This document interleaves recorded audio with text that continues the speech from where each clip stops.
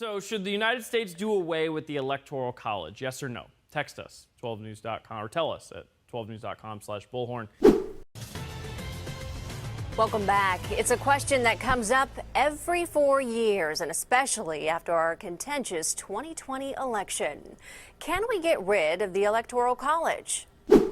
Democrats have won the popular vote but lost the Electoral College in 2 of the past 5 elections. So you can imagine who's arguing against the Electoral College and who's for keeping it. We've got to abolish the Electoral College. That's right. I think the way democracy works is when our elected officials come to ask everybody for their vote. And that means getting rid of the Electoral College. So I'm big on this. Senator Elizabeth Warren is getting big applause lines on the campaign trail for her proposal to do away with the Electoral College entirely. The fact that a Democrat is calling for this should not be that big of a surprise. In 2016, Hillary Clinton won almost 3 million more votes than Donald Trump. In 2000, Al Gore won 500,000 more votes than George W. Bush. But because of the Electoral College, of course, they both lost the election. So when a person casts a vote, it ought to be counted for the person for whom it's cast, and it ought to count the same as his neighbors, regardless of what state they live in. And when they're all added up, the person who wins ought to be the person who gets the most votes. I think that's a critical factor to consider. What's old is new again more than 40 years after Indiana Democratic Senator Birch Bayh proposed a constitutional amendment to abolish the Electoral College. A group of Democratic senators are now reviving the issue. Hawaii Democratic Senator Brian Schatz is introducing the legislation. This morning, he tweeted, "Every American should be able to vote. All those votes should be counted. And the candidate who gets the most votes should become president." Senators Kirsten Gillibrand, Dianne Feinstein, Dick Durbin are also reportedly signing on to the amendment separately.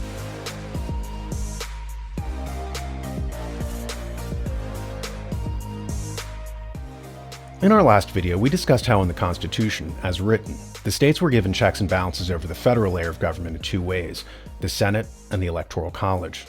Both of these mechanisms have since been short-circuited. The Senate officially in the 17th Amendment. The Electoral College, however, was never officially changed. In 1824, people just stopped using it. Political parties took it over. Kind of like how a private banking cartel called the Federal Reserve took over the functions of our Treasury. Political parties are not in our Constitution. Needless to say, they're private shell companies. George Washington was adamant that we should not bring over the custom from England. He said, "However political parties may now and then answer popular ends, they are likely in the course of time and things to become potent engines by which cunning, ambitious, and unprincipled men will be enabled to subvert the power of the people and to usurp for themselves the reins of government, destroying afterwards the very engines which have lifted them to unjust dominion." Democrats learned that political parties are private companies after the 2016 election when they sued due to Bernie getting more votes to be the nominee, yet the DNC installed Hillary Clinton anyway. When they litigated it, the judge handed down a ruling that disappointed them insofar as they were told that the Democratic Party was not part of the government, but was rather a private corporation.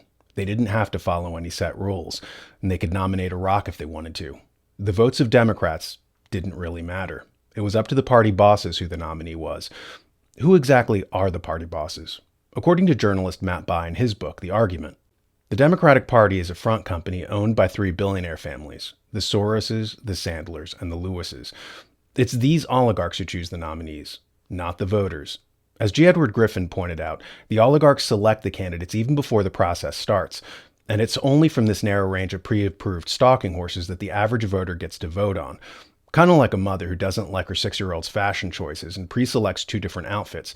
She then gives the child a choice between the 2, to give the child the illusion of choice, when in reality, the mother picked out both outfits. So all the power takes place at the selection process, long before the election actually takes place.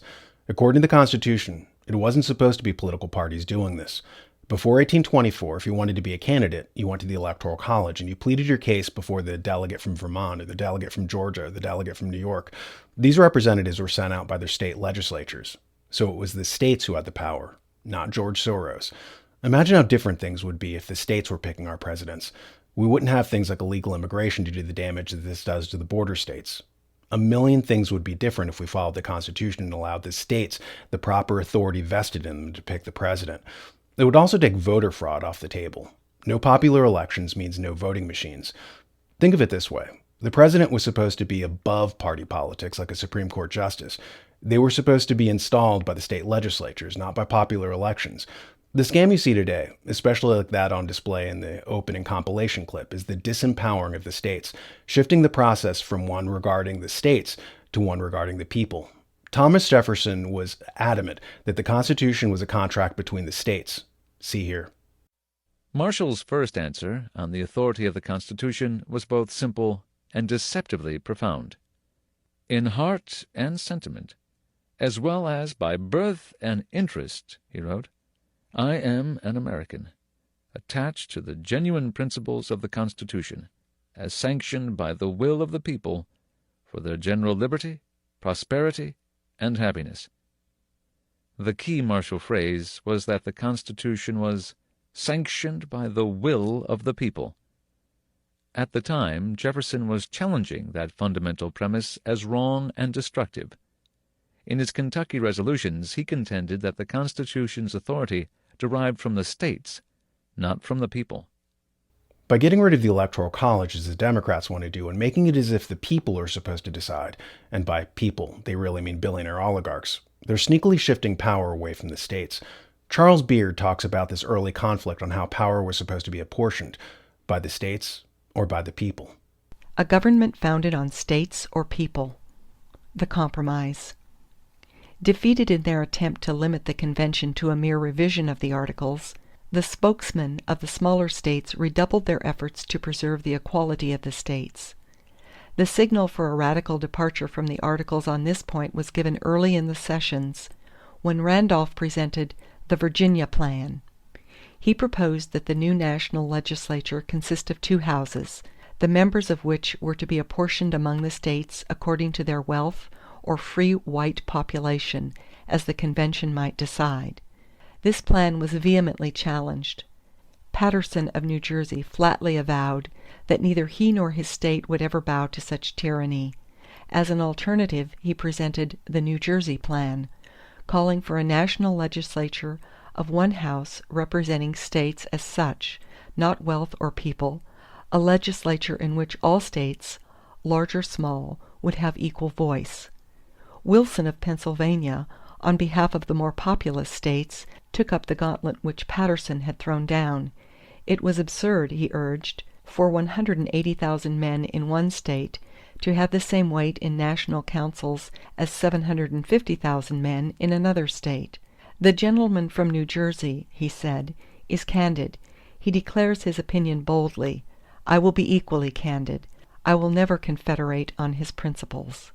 So the bitter controversy ran on through many exciting sessions. Greek had met Greek. The convention was hopelessly deadlocked and on the verge of dissolution, scarce held together by the strength of a hair, as one of the delegates remarked. A crash was averted only by a compromise. Instead of a Congress of one house, as provided by the Articles, the convention agreed upon a legislature of two houses. In the Senate, the aspirations of the small states were to be satisfied, for each state was given two members in that body. In the formation of the House of Representatives, the larger states were placated, for it was agreed that the members of that chamber were to be apportioned among the states on the basis of population. Of course, one of the liabilities of apportioning power by population, like Randolph wanted, was that it allowed people to cheat by weaponizing migration. The North in the run-up to the Civil War used mass migration to stack the deck and get more representation in the House of Representatives. Once they got that, they used the House to tax the South and siphon out all their wealth. Between 1820 and 1860, the population of the North nearly doubled. See historian Gary Gallagher talk about it here.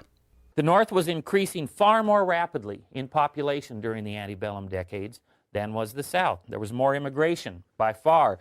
The South was losing ground in population and thus clout in Congress. The South was aware of the fact, obviously, that the North was outstripping it in population. The House of Representatives, clearly dominated by the North well before the Civil War, because, as you know, that's representation based on population there. The Senate was something the South tried to maintain parity, and we'll talk about more about that in just a minute. The reason why tensions mounted in the lead up to the Civil War is that by 1860, 80% of the money in the U.S. Treasury was from the South. The North used its greater numbers, thanks to mass migration, to take over the House of Representatives, and thereafter, to rob the South. The South only had the Senate to try and protect themselves. The Senate was supposed to be the branch that represented the states. California is still using these techniques. Via mass migration and illegal immigration, they have 6 more electoral college votes than they should have, which effectively cancels out the political power of an entire state like South Carolina. At any rate, what's happening now is that the oligarchs successfully neutralized the Senate, hence the states with the 17th Amendment. They also scammed in the Federal Reserve with the 16th Amendment, privatizing the functions of Congress and the Treasury, outsourcing it to a private banking cartel, akin to creating a Coca-Cola branch of government or a Walmart branch of government. They forgot, however, to officially neutralize the Electoral College, which remains as a potential Achilles heel, which is why they're panicking. If the state legislatures wanted to, they could reclaim their power and have the states pick the president, which would change the whole game. To their credit, the Democrats understand systems theory. According to Donella Meadows in her book, Thinking in Systems, don't expect to send a single man to Washington to get change, she says. This isn't about personalities. It's about systems. If you don't change the system, you'll change nothing. Republicans have been distracted by Trump, thinking that by sending a single man, they'll get their country back. No, the deeper truth is that you have to change the system. If you want real change, and you want real checks and balances over an out-of-control federal bureaucracy, it just may be time to do the unthinkable and follow the Constitution as written. Does it ever feel like you're not getting the full story from the media? Like there are dark and powerful forces behind the scenes manipulating national and world events? You're right on both accounts. To get the full story every time, check out Behind the Deep State, hosted by Alex Newman from The New American.